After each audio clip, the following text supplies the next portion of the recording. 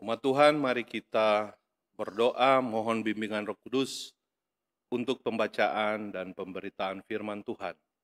Kita berdoa. Kami menaikkan syukur kepadamu ya Allah, atas kasih dan anugerah Tuhan yang begitu besar kami rasakan dalam perjalanan kehidupan kami. Sepanjang seminggu yang telah berlalu Tuhan memelihara dan memberkati kami. Kini kami berada di hari Minggu Tuhan yang kudus, untuk duduk sejenak mendengar firman Tuhan, dekat dengan firman Tuhan, dekat dengan bait-Mu, karena kami percaya dengan dekat dengan bait-Mu, dengan firman-Mu, kami diberikan kekuatan. Dan karena itu, ketika firman Tuhan yang akan dibacakan ini dan direnungkan, biarlah Tuhan memberikan hikmat dan pewahyuan bagi kami, supaya tidak hanya berupa informasi yang kami terima, tetapi menjadi kekuatan bagi kami untuk melangkah, memasuki minggu kerja yang baru, memasuki hari-hari penuh sukacita pergumulan hidup kami. Berkati dan urapilah hamba-Mu dengan kuasa Roh Kudus, supaya yang diberitakannya adalah kebenaran firman Tuhan. Dalam nama Yesus, firman kehidupan, kami berdoa dan bersyukur. Amin. Umat Tuhan, pembacaan Alkitab yang kita akan baca pada minggu ini terambil dari Kisah Para Rasul pasal 4 ayat 5 sampai ayatnya yang ke-20. Saya akan membacakan kepada Anda semua, kepada saudara semua, dan bagi saudara-saudara dapat mengikutinya dari rumah secara bersama-sama. Beginilah firman Tuhan, pada keesokan harinya pemimpin-pemimpin Yahudi serta tua-tua dan ahli-ahli Taurat mengadakan sidang di Yerusalem dengan imam besar Hanas dan Kayafas, Yohanes dan Alexander, dan semua orang lain yang termasuk keturunan imam besar. Lalu Petrus dan Yohanes dihadapkan pada sidang itu dan mulai diperiksa dengan pertanyaan ini. Dengan kuasa manakah atau dalam nama siapakah kamu bertindak demikian itu? Maka jawab Petrus penuh dengan Roh Kudus, hai pemimpin-pemimpin maka jawab Petrus penuh dengan Roh Kudus, hai pemimpin-pemimpin umat dan tua-tua, jika kami sekarang harus diperiksa karena satu kebajikan kepada seorang sakit dan harus menerangkan dengan kuasa manakah orang itu disembuhkan, maka ketahuilah oleh kamu sekalian dan oleh seluruh umat Israel bahwa dalam nama Yesus Kristus, orang Nazaret yang telah kamu salibkan, tetapi yang telah dibangkitkan Allah dari antara orang mati, bahwa oleh karena Yesus itulah orang ini berdiri dengan sehat sekarang di depan kamu. Yesus adalah batu yang dibuang oleh tukang-tukang bangunan, yaitu kamu sendiri. Namun ia telah menjadi batu penjuru. Dan keselamatan tidak ada di dalam siapapun juga selain di dalam Dia. Sebab di bawah kolong langit ini tidak ada nama lain yang diberikan kepada manusia yang olehnya kita dapat diselamatkan. Ketika sidang itu melihat keberanian Petrus dan Yohanes dan mengetahui bahwa keduanya orang biasa yang tidak terpelajar, heranlah mereka dan mereka mengenal keduanya sebagai pengikut Yesus. Tetapi karena mereka melihat orang yang disembuhkan itu berdiri di samping kedua rasul itu, mereka tidak dapat mengatakan apa-apa untuk membantahnya. Dan setelah mereka menyuruh rasul-rasul itu meninggalkan ruang sidang, berundinglah mereka dan berkata, tindakan apakah yang harus kita ambil terhadap orang-orang ini? Sebab telah nyata kepada semua penduduk Yerusalem bahwa mereka telah mengadakan suatu mujizat yang menyolok dan kita tidak dapat menyangkalnya. Tetapi supaya hal itu jangan makin luas tersiar di antara orang banyak, baiklah kita mengancam dan melarang mereka supaya mereka jangan berbicara dengan siapapun dalam nama itu. Dan setelah keduanya disuruh masuk, mereka diperintahkan supaya sama sekali jangan berbicara atau mengajar lagi dalam nama Yesus. Tetapi Petrus dan Yohanes menjawab mereka, "Silahkan kamu putuskan sendiri manakah yang benar di hadapan Allah. Taat kepada kamu atau taat kepada Allah.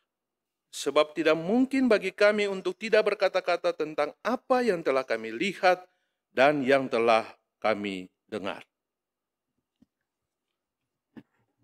Demikianlah pembacaan Alkitab yang disebut berbahagia adalah mereka yang mendengar dan melakukan firman Allah setiap hari. Haleluya.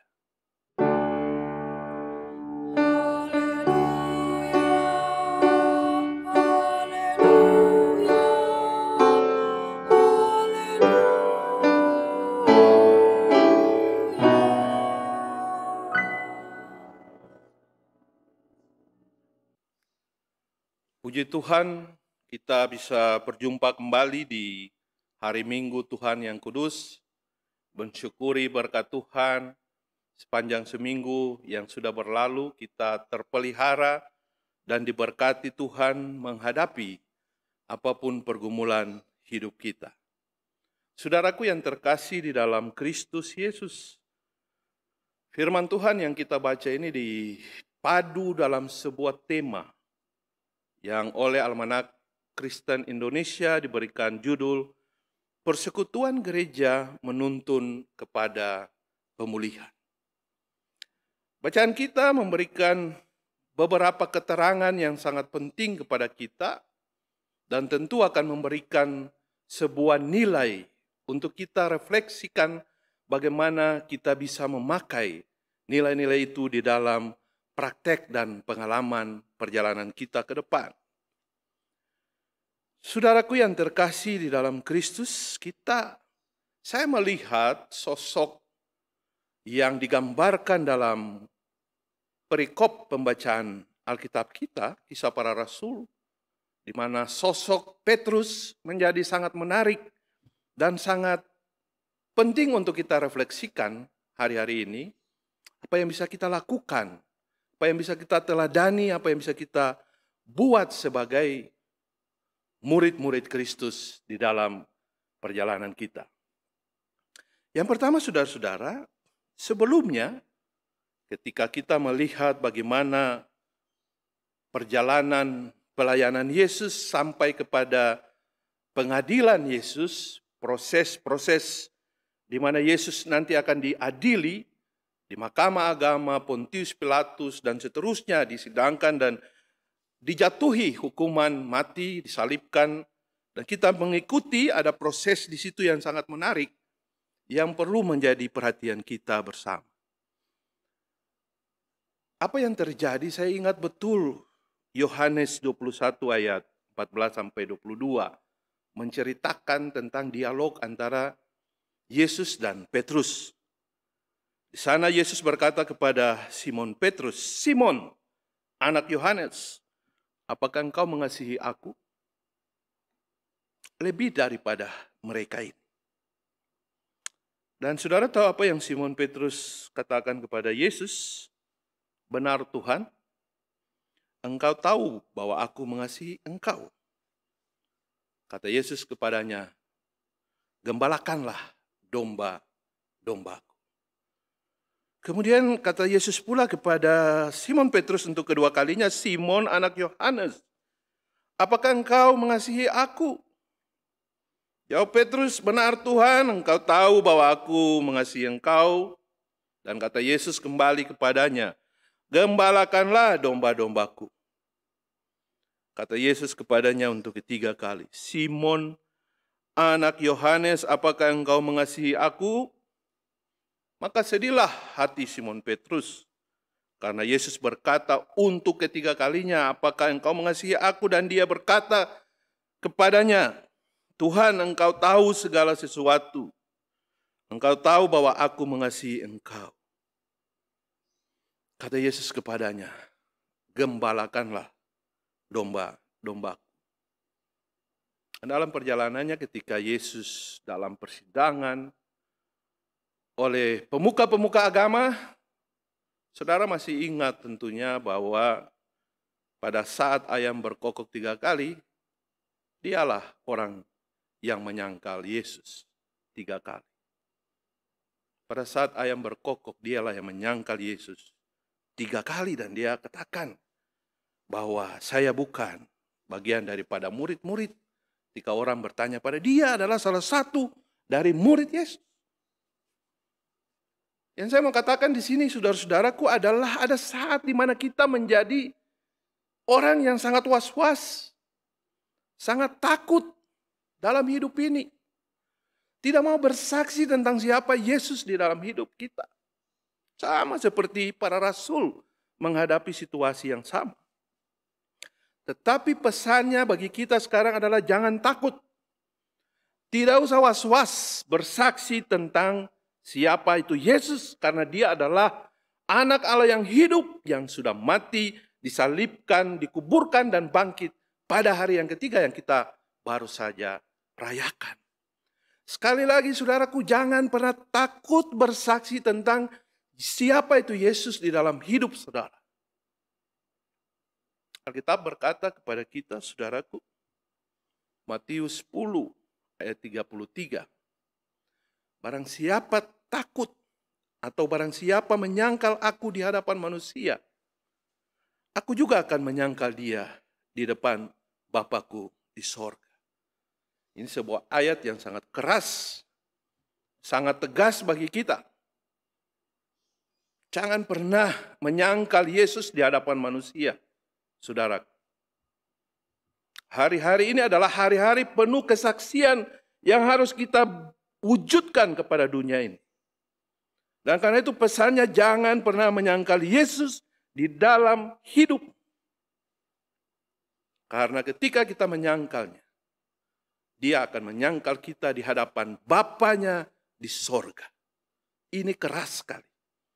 Kadang-kadang saya membaca ayat ini dan saya merinding sendiri.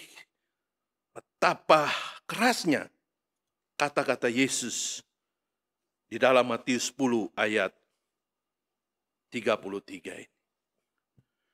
Saudara-saudaraku yang terkasih di dalam Kristus Yesus, sebelum Yesus terangkat ke sorga, dia berkata kepada murid-muridnya dan tentu juga kepada saudara dan saya. Kamu akan menerima kuasa kalau Roh Kudus turun ke atas kamu. Dan kamu akan menjadi saksiku di Yerusalem dan di seluruh Yudea dan Samaria dan sampai ke ujung bumi. Kisah Para Rasul pasal 1 ayat 8. Hal itu digenapi pada saat hari Pentakosta, di mana Roh Kudus turun dicurahkan kepada umat Tuhan. Alkitab menegaskan kepada kita, saudara-saudaraku, Allah memberikan kepada kita bukan roh ketakutan, bukan roh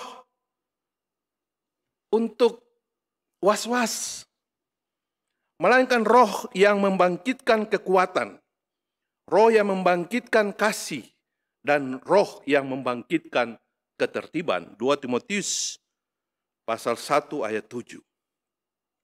Dan kuasa Roh Kudus inilah yang memberikan keberanian kepada Petrus dan Yohanes, dan tentunya kepada kita semua untuk berbicara secara lantang di hadapan mahkamah agama, di hadapan pemerintah dunia, di hadapan siapapun. Bersaksi tentang Yesus Kristus sebagai Tuhan dan Juru Selamat itu sesuatu yang wajib bagi orang percaya.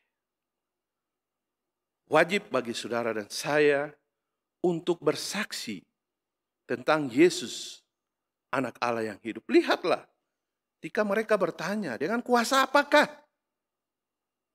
Dengan nama siapa? Orang dua ini, Yohanes dan Petrus, dianggap sebagai orang yang bodoh. Orang yang tidak berpendidikan, orang yang tidak punya apa-apa. Kok mereka bisa bersaksi dan bisa membuat mujizat pada saat itu? Kita berkata kepada kita, roh Yesus ketika terangkat ke surga, dia memberikan kepada murid-muridnya kuasa. Saudara dan saya, kita diberikan kuasa. Tapi kenapa kita masih takut? Kenapa kita masih was-was untuk bersaksi tentang kemuliaan Allah? Kuasa Roh Kudus ini yang memberikan keberanian kepada Petrus dan Yohanes untuk berbicara secara lantang. Kita diberikan kuasa, tetapi kalau kita tidak menerima dan menyambut kuasa itu percuma, saudara-saudara. Sehingga kadang-kadang saudara diliputi oleh roh ketakutan, roh iri hati, roh kedengkian, roh kemarahan, roh mamonisme, roh kekuasaan, dan lain-lain. Hidup ini yang kita jalani ini tidak mudah, saudara-saudara.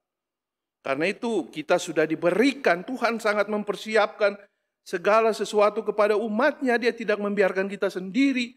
Ketika dia akan pergi terangkat ke sorga, duduk di sebelah kanan Allah Bapa, dia memberikan kepada saudara dan saya kuasa dan roh oleh Roh Kudus. Murid-murid bisa membuat mujizat, orang yang lumpuh berdiri, orang yang sakit berdiri dalam nama Yesus, saudara. Pertanyaannya, apakah kita bisa melakukan hal yang sama?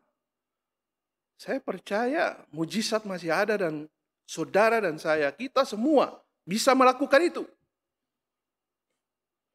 Sebagai pendeta yang punya pengalaman belum banyak, saya pernah punya pengalaman melakukan hal seperti itu. Tapi saya rasa waktunya tidak cukup untuk saya menyaksikan itu sekarang. Nanti kita bisa bicara pada waktu yang lain. Tapi ada hal-hal lain yang berdasarkan tema kita ini yang saya ingin sharing kepada saudara-saudara. Bagaimana pengalaman gereja-gereja di Mataram dan Lombok. Kemarin kami mengadakan sebuah pertemuan dengan saudara-saudara kita di Mataram, Lombok, yang entahlah apa alasannya tiba-tiba pemerintah mengeluarkan larangan untuk beribadah kepada 6 gereja yang ada di Lombok, Mataram. Kami mengadakan sebuah pertemuan dengan mereka dan kami melihat bagaimana gereja-gereja Tuhan sekarang menghadapi suatu kenyataan yang pahit. Setelah dari Sumatera Barat, Padang, kita melihat hal yang sama terjadi. Dari Aceh kita melihat hal yang sama terjadi. Dan saya yang memoderatori pertemuan itu, saya pikir dan saya merasa itu adalah visi Allah yang harus disampaikan kepada mereka. Menghadapi situasi ini kita harus bersama-sama. Tidak boleh ada yang bicara lain di luar kebersamaan atau persekutuan kita.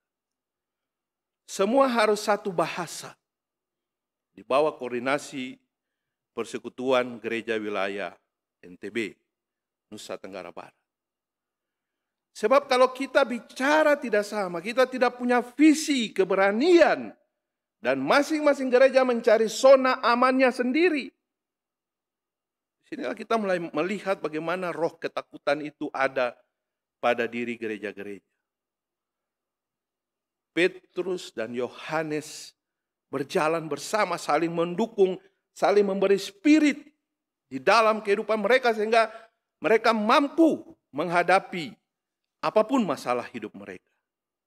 Tantangan yang mereka hadapi. Sidang mahkamah agama, para imam besar duduk di sana dan menyidangkan mereka. Gereja-gereja Tuhan di Nusa Tenggara Barat juga menghadapi hal yang sama, dipanggil oleh pemerintah dan tiba-tiba saja diberikan satu statement, Anda tidak boleh lagi merayakan atau melakukan aktivitas ibadah. Padahal kita punya peraturan bersama Menteri nomor 9 dan 8 tahun 2006.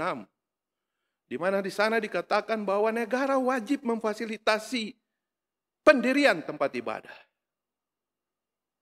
Pendirian tempat ibadah, pendirian rumah ibadah, saudara. Ini berbicara tentang bangunan, pendirian bangunan, rumah ibadah. Jadi kalau rumah ibadah itu harus punya izin membangun Sama seperti saudara mau bangun rumah, harus ada IMB-nya. Kadang proses itu sudah dilakukan semua, tanda tangan 90, 60, semua ketentuan sudah dipenuhi, tetapi tak kunjung juga datang surat izin itu. Mereka menghadapi situasi begitu dan kita perlu memberikan mereka kekuatan sama seperti Petrus dan Yohanes, para rasul. Di Kisah Para Rasul pasal 5 ayat 29 mengatakan kepada kita, ini masih kelanjutan dari sidang-sidang para rasul tadi oleh mahkamah agama, imam-imam besar. Saudara, kita perhatikan di sana, Petrus dan rasul-rasul itu menjawab para imam-imam besar. Jawabannya begini, kita harus lebih taat kepada Allah daripada kepada manusia. Kita harus lebih taat kepada Allah daripada kepada manusia. Kita taat kepada Allah. Kita melakukan kewajiban kita sebagai warga negara. Kita sudah melakukan. Jangan takut. Jika gereja-gereja mampu untuk bersama-sama punya satu visi untuk jalan bersama, jangan pernah takut. Dan kami mendorong mereka untuk terus melakukan konsolidasi, berani mengatakan yang benar di atas yang benar. Begitu juga dengan saudara dan saya di tengah lingkungan pergumulan keluarga, jangan takut untuk bicara benar. Jangan takut untuk bersaksi tentang Kristus. Jangan pernah menyangkal dia, saudara. Pengalaman yang lain, misalnya bencana alam di Nusa Tenggara Timur. Siklon Seroja. Kita lihat di sana bagaimana gereja-gereja, orang-orang percaya begitu luar biasa kerjasamanya. Ada gereja Kristus Yesus, ada gereja Toraja, ada GBI dengan Tagana Raja Wali. Ada MDS, Mennonite Diakonia Service. Dan ada masih banyak lagi lembaga-lembaga gereja-gereja Tuhan yang turun ke sana memberikan penguatan kepada gereja-gereja di NTT, GEMIT, dan GKS. Dan bagaimana kita melihat spirit mereka terbangun karena kehadiran itu untuk melakukan transformasi bersama. Sini saya mau katakan bahwa kita perlu bersama-sama, berjalan bersama-sama mewujudkan kasih Tuhan. Karena kalau kita mengharapkan mereka sendiri bekerja, saudara, bagaimana Anda membayangkan seorang pendeta atau saya ada di satu jemaat yang melihat semua rumah habis disikat sama siklon Seroja. Banjir bandang. Bagaimana? Gak stres, saudara. Pendeta juga banyak yang harus kita lakukan psikososial, pendampingan. Karena mereka stres menghadapi situasi itu. Butuh pemulihan. Dan ketika saudara dan saya kita hadir di sana, kita sungguh-sungguh memberkati mereka dengan apa yang mereka hadapi. Puji Tuhan, belakangan ini kita melihat sudah semakin banyak gereja Tuhan yang ikut berpartisipasi dan meringankan beban saudara-saudara kita di NTT. Banyak orang tidak tahan terhadap berbagai badai permasalahan hidup mereka, saudaraku, yang sedang terjadi di dalam diri mereka. Tetapi kita percaya dengan kuasa Roh Kudus, kita punya kuasa untuk bersaksi melawan kuasa apapun. Percayalah saudara, dengan kuasa Roh Kudus saudara punya kuasa untuk menghadapi apapun. Jangan pernah takut kehilangan jabatan, jangan pernah takut kehilangan uang. Jangan pernah takut lapar. Karena ada banyak orang di Papua, banyak orang di Nias, banyak orang di Mentawai, karena lapar mereka meninggalkan imannya. Menjadi percaya kepada yang lain. Penting bagi kita sebagai gereja untuk menolong mereka. Di NTT juga kita mengikuti banyak sekali informasi. Karena orang lapar, orang tinggalkan Yesus untuk mendapatkan makanan. Masih kurangkah Yesus memberikan kepada Israel mana dari langit? Masih kurangkah Yesus memberikan, Allah memberikan kepada saudara makanan dan minuman dan kehidupan sampai hari ini? Jadi kalau saudara merasa diberkati, harusnya saudara juga menjadi jalan berkat bagi banyak orang. Dengan begitu kita mampu wujudkan kepedulian kita. Mulai dari diri sendiri, dari keluarga kita, dari persekutuan Oikumene umat Kristen Kelapa Gading, dan kemudian kita bersaksi bagi dunia ini. Karena itu saudaraku, jangan pernah takut, malu untuk bersaksi tentang Yesus kepada orang-orang lain yang belum percaya. Keberanian bukan berarti kita tidak tahan uji dan tantangan ini, dan tantangan, melainkan karena penyertaan Roh Kudus di dalam hidup kita sehingga kita mampu bersaksi bagi dunia.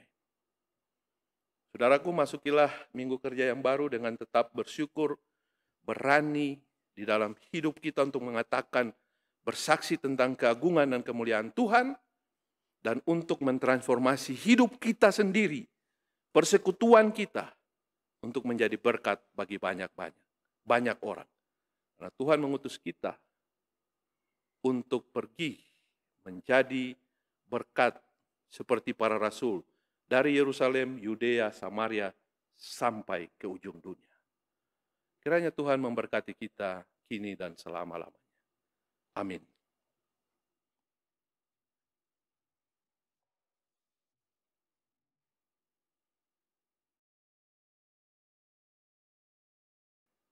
Saudaraku, mari kita satukan hati dan iman kita dalam doa syafaat. Kita berdoa. Bapa Sorgawi, di dalam nama Yesus Kristus Tuhan kami, puji dan syukur, terima kasih untuk firman-Mu, firman kehidupan yang memberikan kepada kami inspirasi, kekuatan untuk berjalan, memberikan kepada kami pewahyuan untuk melangkah dengan pasti di dalam hidup kami sebagai pribadi, sebagai keluarga, sebagai persekutuan, untuk bersaksi tentang dunia ini. Tentang Kristus di tengah-tengah dunia ini. Terima kasih kalau kami boleh ada sampai hari ini, kami merasa syukur, merasa bersyukur kepadamu ya Allah. Karena Engkau sungguh baik, teramat baik di dalam hidup kami, menuntun dan memberkati kami dalam perjalanan sepanjang minggu yang sudah berlalu.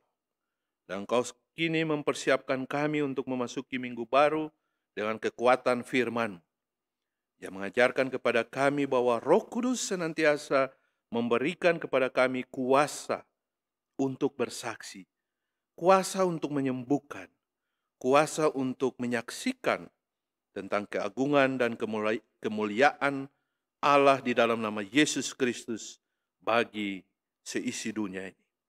Terima kasih Tuhan, karena itu kami memohon kepadamu, berkatilah umat-Mu di persekutuan Oikumene umat Kristen Jemaat Kelapa Gading di tempat ini, yang sekarang sedang mengikuti ibadah di rumah-rumah masing-masing, yang ada dalam pergumulan karena kondisi kesehatan mereka.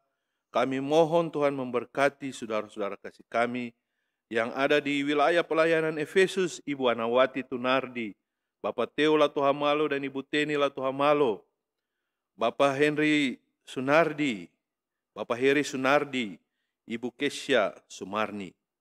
Yang ada di wilayah Galatia, Bapak Bonar Frederick Purba, Bapak Vence Alvaris Rompas, dan Ibu Juliana Albertina Rompas Toar. Yang ada di wilayah pelayanan Filipi, Bapak John Sihaya, Bapak Lengkong. Kami mohon kiranya Roh Kudus senantiasa memberkati mereka, memberikan kepada mereka kekuatan untuk bangkit dari segala kondisi apapun yang menghantui atau mengganggu kesehatan mereka. Biarlah di dalam kehidupan mereka ada semangat yang kuat bahwa Tuhan senantiasa memelihara mereka, memberkati mereka apapun keadaan mereka, tetap berpengharapan hanya kepada Tuhan. Dengan kekuatan hikmat Roh Kudus, biarlah mereka juga diberikan kuasa untuk menjalani kehidupan ini. Keluarga mereka untuk terus mendampingi dan menjaga mereka. Segala kebutuhan pembiayaan, obat-obatan, check up medis yang mereka harus lakukan, Tuhan memberkati mereka dan pakai gerejamu, jemaat Tuhan untuk menjadi jalan berkat ketika mereka membutuhkannya. Tuhan Allah Bapa kami dalam kerajaan sorga dan saudara-saudara kami yang kami syukuri Tuhan memelihara mereka meskipun keadaan mereka sedang sakit, tetapi kami juga mensyukuri saudara-saudara kasih kami yang bertambah setahun usia dalam kehidupan mereka pribadi maupun rumah tangga mereka. Berkati dan sertai mereka senantiasa ya Allah. Curahkanlah roh-Mu yang kudus supaya mereka semakin menyadari bahwa hidup ini adalah anugerah. Bukan karena kuat dan hebat kami bisa ada sampai di titik ini. Semua semata-mata karena anugerah dan berkat Tuhan saja. Meskipun kami harus beribadah melalui online seperti ini, kadang segala sesuatu kendala teknis yang ada menyertai. Tuhan sebagai Tuhan senantiasa memberikan kepada kami jalan keluar, supaya kami tidak ada satupun halangan yang dapat membawa kami untuk mendengarkan Injil Kerajaan Allah ataupun memberitakannya di tengah-tengah dunia ini.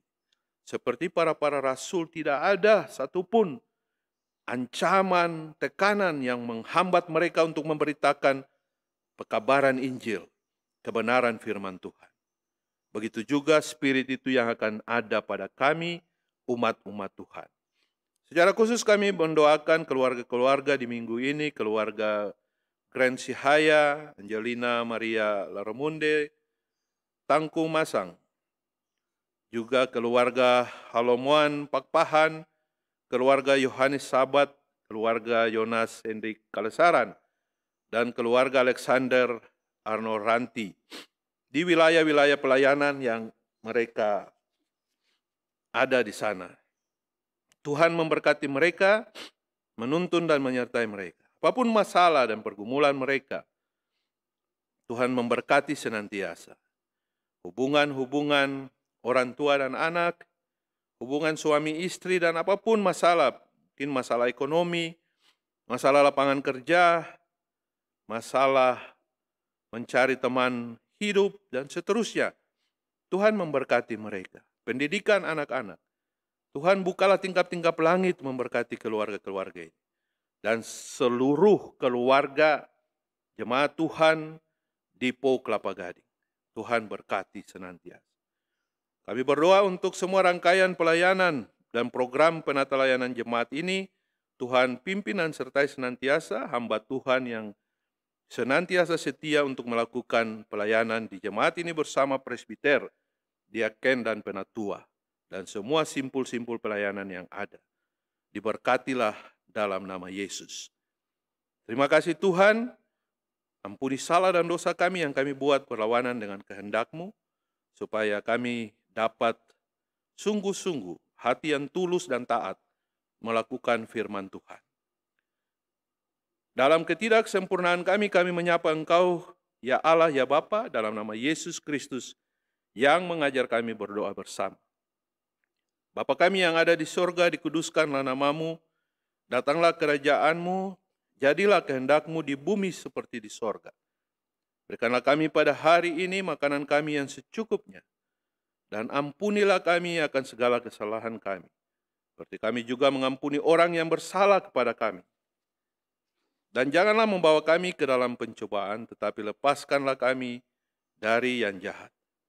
Karena Engkaulah yang mempunyai kerajaan dan kuasa dan kemuliaan sampai selama-lamanya. Amin.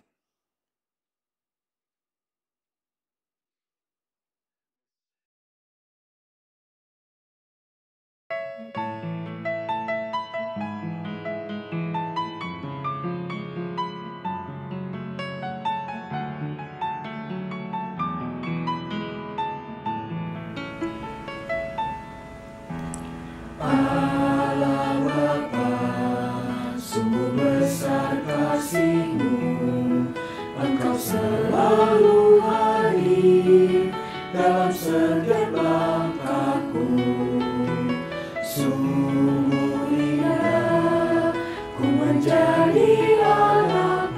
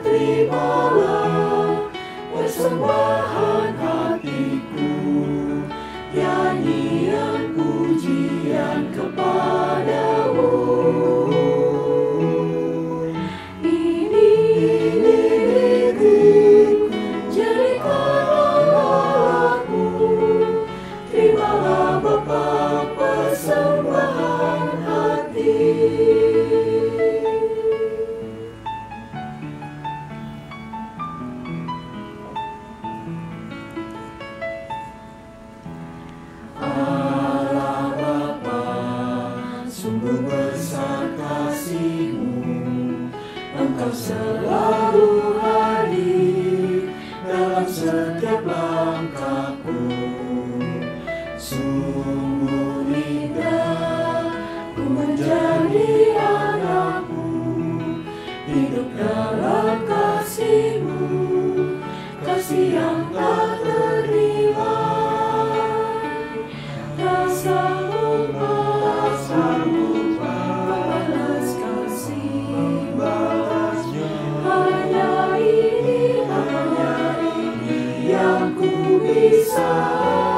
Bapa, terimalah persembahan hatiku, nyanyian pujian kepadamu.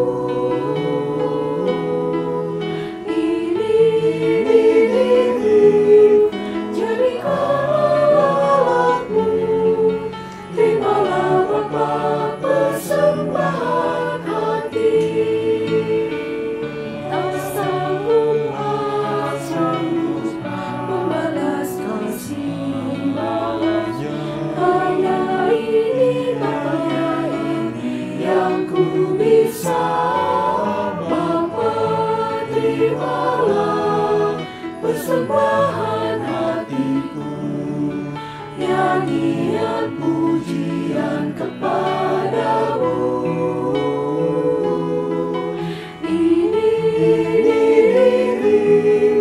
Jadikanlah Allahku, terimalah Bapa persembahan hati. Terimalah Bapa persembahan hati. Terimalah Bapa persembahan hati.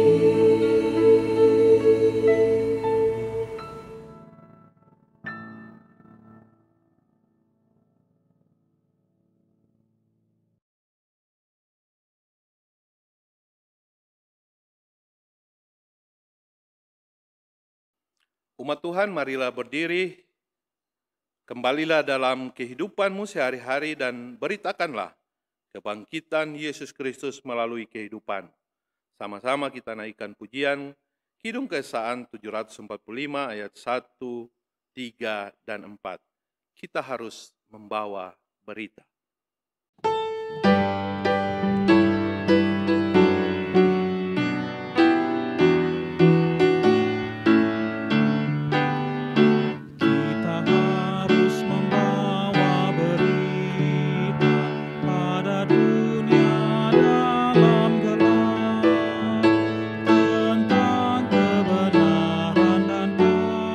Kasih dan damai yang menetap.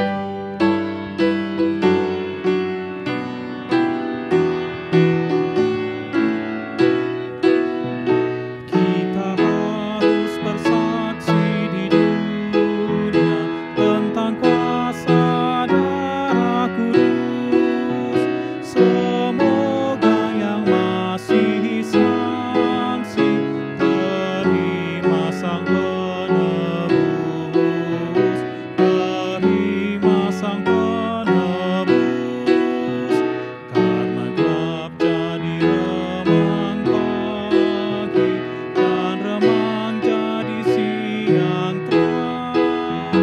Kuasa Kristus kan nyatalah, rahmani dan cemerlang.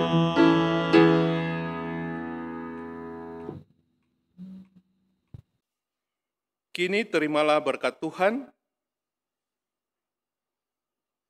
Tuhan memberkati engkau dan melindungi engkau. Tuhan menyinari engkau dengan wajah-Nya dan memberi engkau kasih karunia. Tuhan menghadapkan wajah-Nya kepadamu dan memberi engkau damai sejahtera. Amin.